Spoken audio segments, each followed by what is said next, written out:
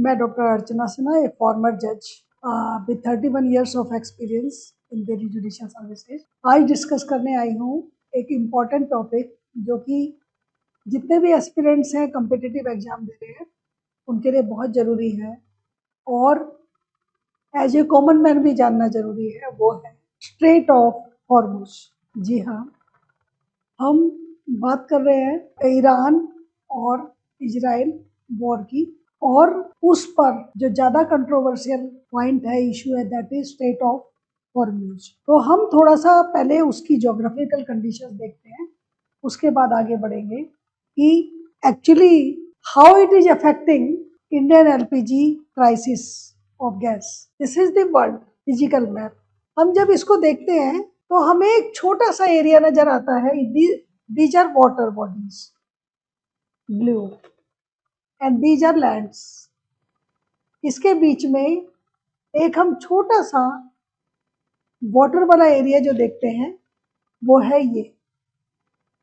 अब हम इसको थोड़ा सा क्लियर मैप से देखते हैं। This is straight of Hormuz. जरा हम ध्यान से देखें इसे तो हमें नजर आ रहा है ये स्ट्रेट ऑफ हॉर्मुज जो है वो ये शेप है,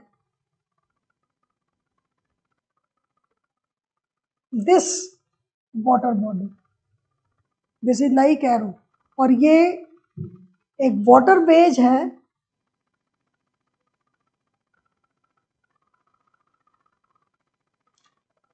जो कहाँ से कहाँ तक है। देखिए पर्शियन गल्फ और ये गल्फ ऑफ ओमन है, इन दोनों के बीच का एरिया है, और इसके ऊपर हमें नजर आता है ईरान,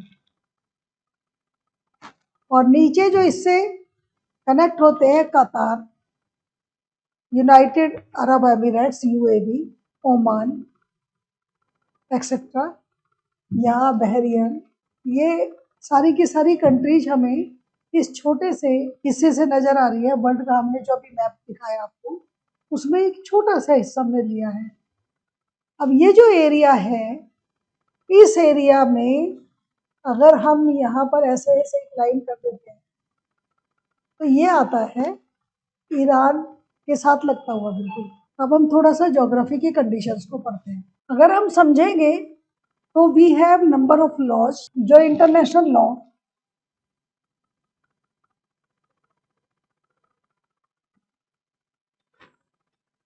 के अंदर आते हैं। सारी कंट्री जब इंटरेक्ट करती है पूरे वर्ल्ड में तो उन्हें कुछ पर्टिकुलर रूल्स फॉलो करने जरूरी हो जाते हैं। हम पढ़ते हैं लॉ ऑफ वॉर। अगर कुछ देशों के बीच में वॉर चल रहा हो तो बाकी सारी कंट्रीज को कैसे बिहेव करना चाहिए। हमारे पास है लॉ ऑफ सीज, जो समुद्र है, अलग अलग जगह एरिया में वाटर बॉडीज है जो अलग अलग कंट्रीज के टेरिटरीज के साथ बहती हैं, उसमें हमें सभी कंट्रीज को कैसे बिहेव करना है। और एक होता है लॉ ऑफ स्काई, स्पेस। हमारे जो टेरिटरी है उसके ऊपर जो स्काई है तो उसमें कहीं बाउंड्रीज नहीं है, लेकिन उसके ऊपर का जो स्काई है वो कैसे डिवाइड होगा, कैसे हमें बिहेवियर करना है, कैसे हमें रूल्स बनाने हैं कि सभी के बीच में आपस में एक कोऑर्डिनेशन बना रहे।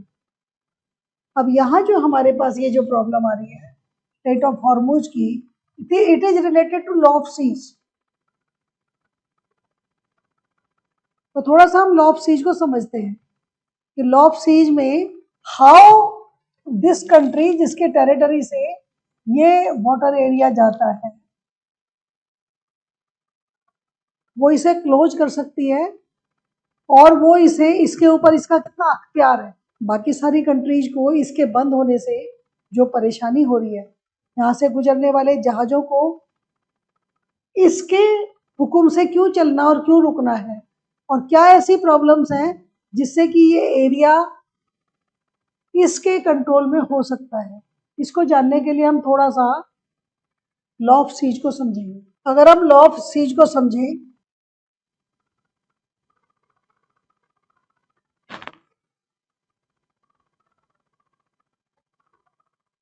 तो एक होता है टेरिटोरियल वाटर।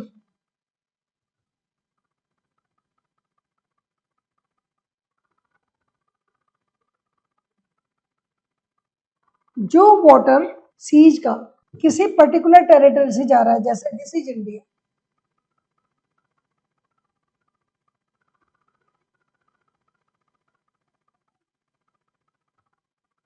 और यहां से this is the water,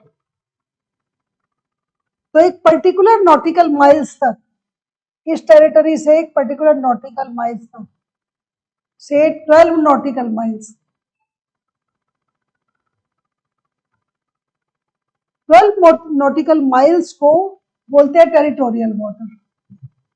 this is territorial water.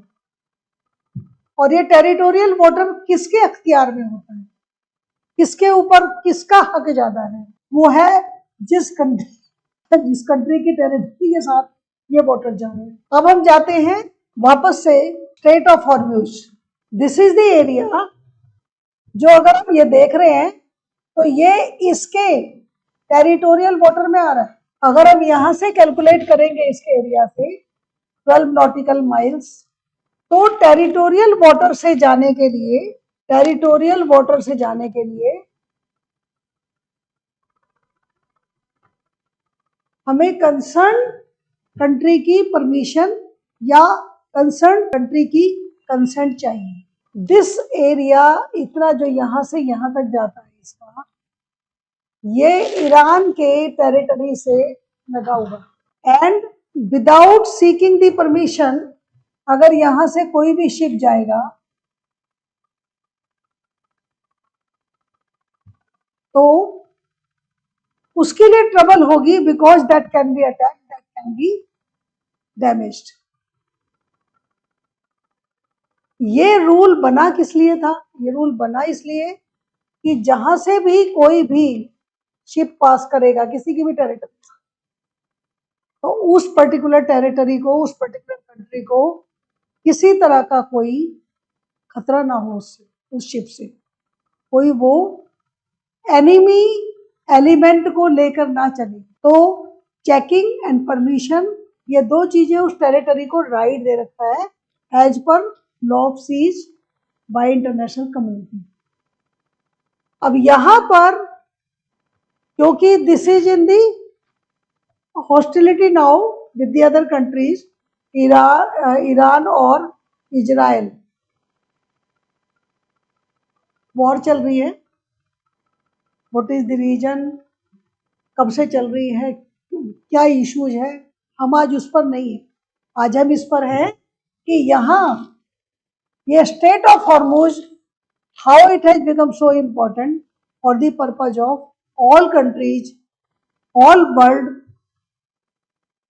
और हम देख रहे हैं, हम ये बार बार सुन रहे हैं कि हमारे 2 जहाज को परमिशन मिल गई ईरान से, और हमारे 2 जहाज एलपीजी लेकर आ गए, और हमें साई ऑफ रिलीफ है कि हमारे पास अब सफिशिएंट कंजम्पशन के लिए एटलीस्ट एलपीजी अवेलेबल है। इस एग्जाम्पल से हम सिर्फ ये स्ट्रेट ऑफ हॉर्मूज को आपको समझाने की कोशिश कर रहे हैं geographically. So this is the problem. जब तक ये वॉर चल रही है और जब तक Iran in the hostility position, war की कंट्री के लिस्ट में है, जो वॉर में इन्वॉल्व है, तब तक यहां से आ जाने वाले, चाहे वो गैस से रिलेटेड है या ऑयल से रिलेटेड है या पेट्रोल या क्रूड, जो भी कुछ है, या नॉर्मल जनरल मर्चेंट शिप्स, वो सारे के सारे इस कंट्री के वॉर में इन्वॉल्व होने की वजह से थोड़ी ट्रबल है। तो हमें स्टेट ऑफ हॉर्मूज को समझना जरूरी था, इसलिए आज हमने अपने इस लेक्चर में करंट अफेयर्स के पॉइंट ऑफ व्यू से भी और अदरवाइज कॉमन नॉलेज के हिसाब से भी हमें ये जानना चाहिए what is state of Hormuz, और हम कॉम्पिटिटिव एग्जाम्स में स्टेट ऑफ हॉर्मूज पर भी क्वेश्चन एक्सपेक्ट कर सकते हैं। इसकी ज्योग्राफिकल कंडीशंस एंड इसका law of sea, that this is a territorial water. तो टेरिटोरियल वाटर और टेरिटोरियल वाटर के रूल्स कि 12 नॉटिकल माइल्स तक ये टेरिटोरियल वाटर और इसके ऊपर कैसे कैसे रूल्स हैं, ये हमें जरूर पता होने चाहिए। These are part of international laws, और हमें इंटरनेशनल कन्वेंशंस और ट्रीटीज किन से ये गवर्न होता है, ये भी हमारी जानकारी में रहना चाहिए। This is a part of our current affairs. तो आज हमने किया स्ट्रेट ऑफ हॉर्मूज, जो कि वाटरवे है, कनेक्ट करता है पर्शियन गल्फ को Gulf of Oman, and it pass through Iran. तो आज के लिए इतना ही। Thank you very much.